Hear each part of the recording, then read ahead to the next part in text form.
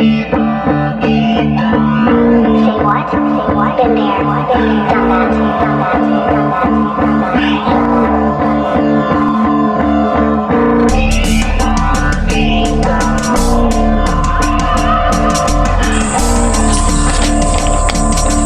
Lalapatan ng binigay na bagsakan na atasan. Sige nga kilay magtaasan, 44 na bara. Madudura sapat na tong lahat ng balang. May pulbura, meron pa bang ibubuga?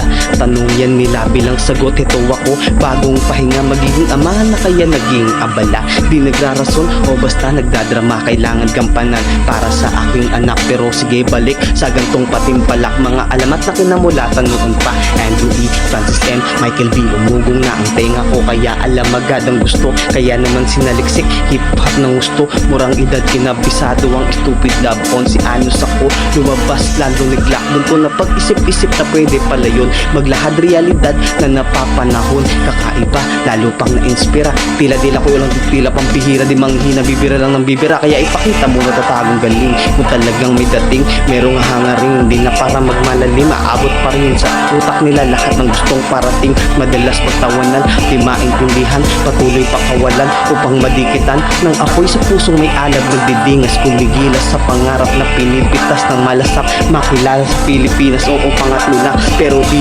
mabibigo. Dire-diretso, walang preno, di hinto. Di nakakatok, wawasakin ko na ang pinto nang mahukay ng glock na sa putik ang ginto. Hasan ng balaraw na pagtusok, karga ng para sa pangarap na katutok. Kasa ng kasa, balang araw ay puputok. Pangalan ng Makata ngayon, sumusubok, oh yes, I just wanted to be featured on Black Nice. Next track guys, I will make it sure it's time to rock rhyme. Iigiba ng mapuno, aking sisidlan, di ko titigilan hanggang mapagbigyan. Pinag-iinitan, parang sinisindihan, di mapipigilan, malabong hindian. Ipakita mo, heto lumantad na kamo ako. Di lang 44, kundi sako-sako ang mga letra. Ako ang nagmano-mano, sulat na para sa akin, di na nga to bago. Para sa inaasam-asam na kulabo, mga hamon mong akin nang ang pinalagan. Lumalamon kasi nga aking hinandaan. Siguradong mga sinalang ay malaman. Malamamon, walang hang, di magaan. Wag na wag mong sasabihin, di ka nalakasan. Gusto lang panawagan, Aris, ako naman.